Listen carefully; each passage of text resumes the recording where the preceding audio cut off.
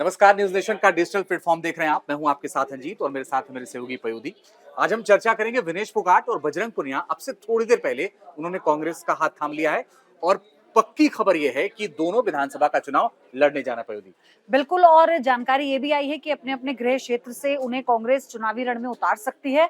और जब राहुल गांधी के साथ उन्होंने मुलाकात की थी, उसके बाद जो वो फोटो सामने आया सोशल मीडिया पर रंजीत, उसी के बाद से ये लगभग तय हो चुका था कि दोनों किसी भी वक्त कांग्रेस पार्टी को ज्वाइन कर लेंगे।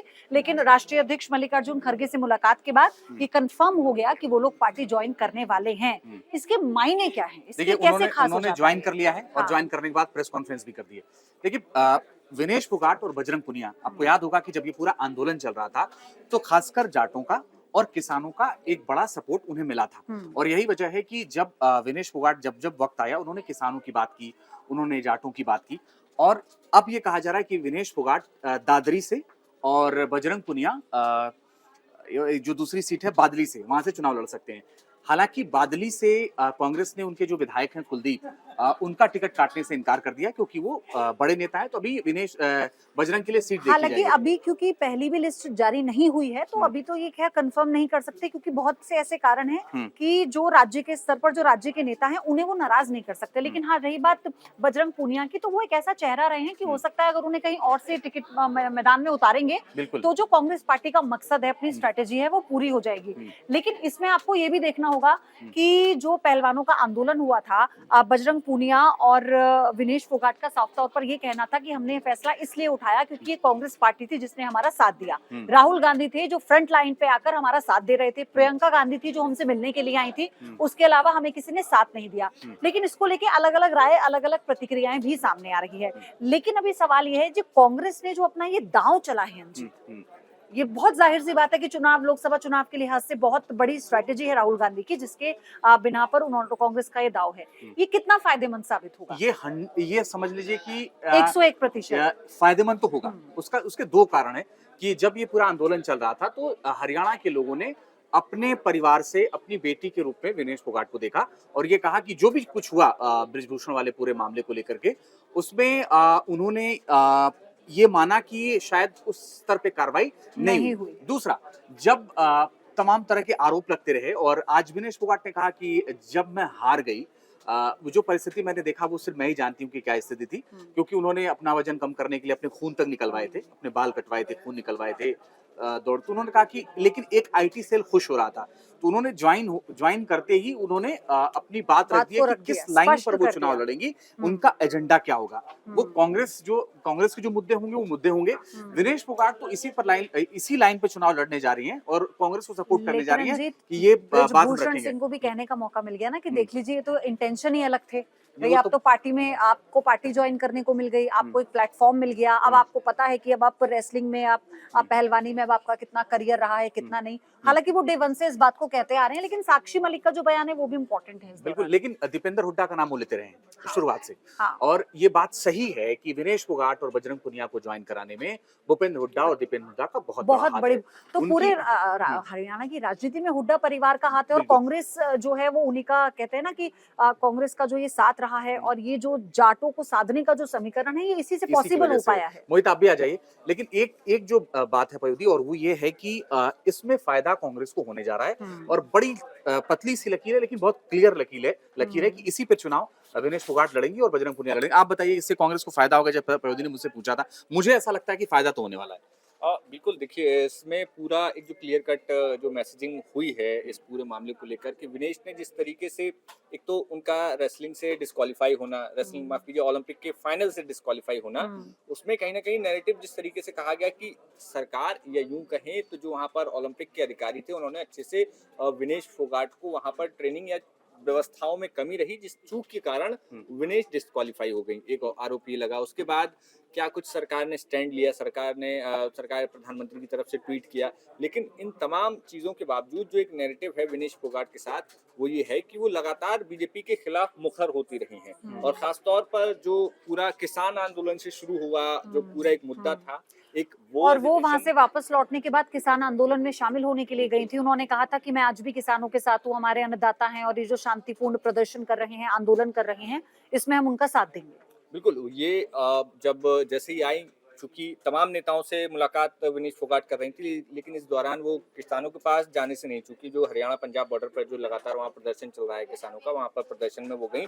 और सबसे बड़ी चीज ये थी कि जिस तरीके से विनेश की भारत में एंट्री हुई, उस दौरान स्वागत में सबसे ज्यादा कांग्रेस के नेता दीपेंद्र हुड्डा वहां पर मौजूद थे। पूरे जो जब काफिला उनका गांव तक गया, उस दौरान दीपेंद्र हुड्डा वहां पर मौजूद थे लगातार।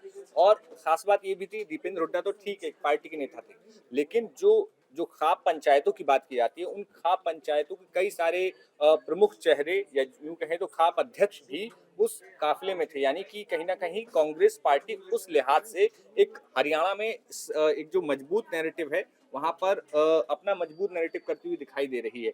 दूसरी चीज ये भी है कि हरियाणा की इस समय पॉलिटिक्स में आप देखेंगे कि भारतीय जनता पार्टी अपने आप में अपने अंतर कलह से जूझ रही है।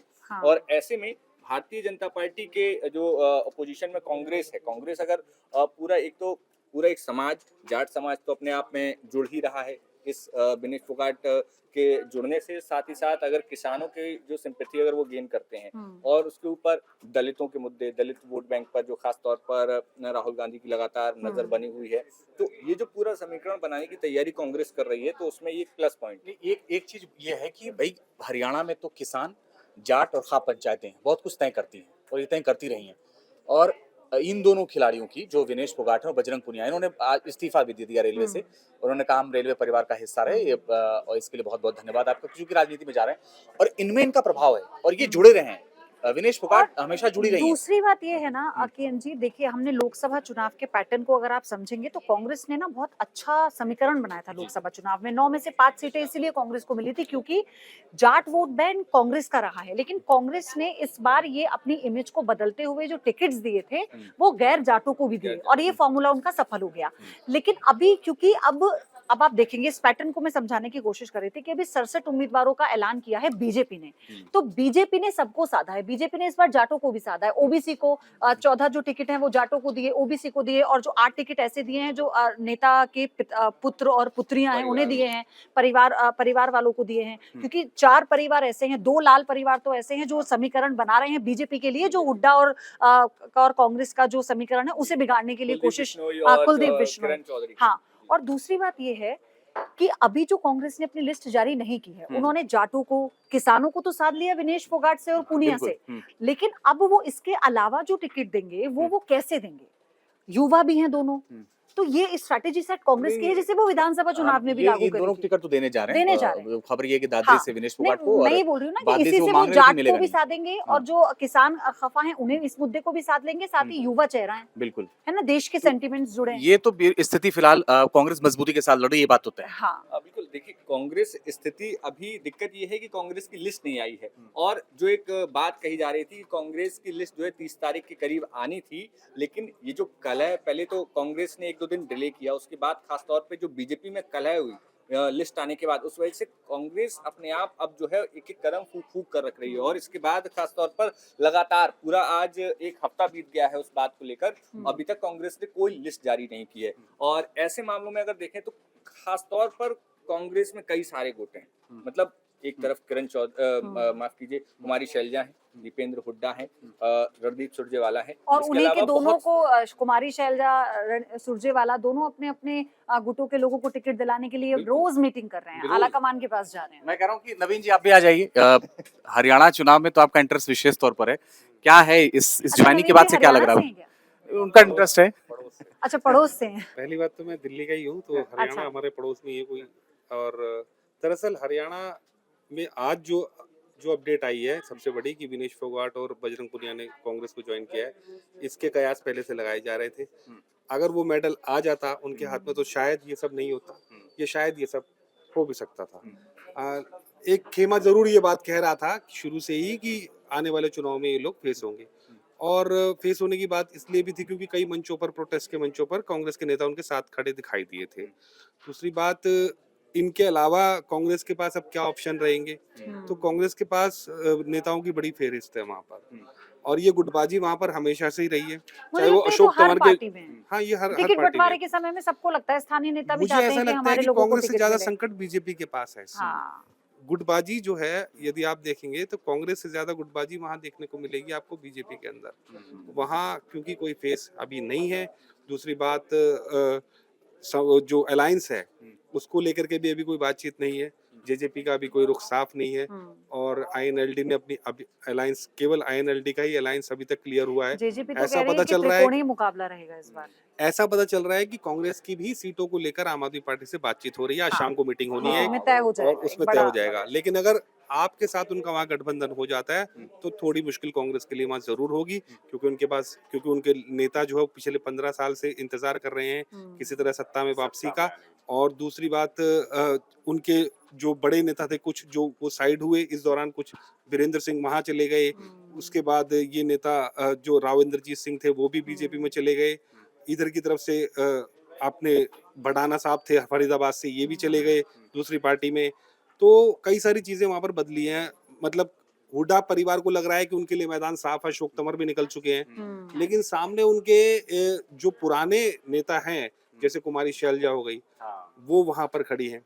उदय भान जो इस वक्त प्रदेश के अध्यक्ष हैं, जो यहाँ से होडल से विधायक हैं, वो भी बड़े नेता माने जाते हैं। वहां पर दलित फेस है पार्टी का। लेकिन और अच्छा, आपको ये लगता है कि जैसे अभी बीजेपी का एक पैटर्न रहा है पैराशूट लैंडिंग का, तो हरियाणा में एंड मोमेंट पे जब खट्टर साहब को मुख्यमंत्री पद उनसे जब लिया गया था, उन्होंने छोड़ा था, उसके बाद इस बात को लेके पार्टी के अंदरूनी मतलब भीतर ये असंतोष था कि आपको सलाह मशवरा करना चाहिए क्योंकि हम तो जमीनी स्तर पर बहुत लंबे समय से काम कर रहे हैं। देखिए, पार्टी में असंतोष, बीजेपी के अंदर चीजें सामने आती नहीं है। आप देखेंगे कि अभी परसों ही वसुंधरा राजे का एक बयान आपने सुना होगा, उन्होंने जो है बड़ा, सोने का लौंग मिल हाँ, तो वो बड़ा, वो चुटकी जो थी वो कहाँ थी, किसके लिए थी, समझ गए लोग।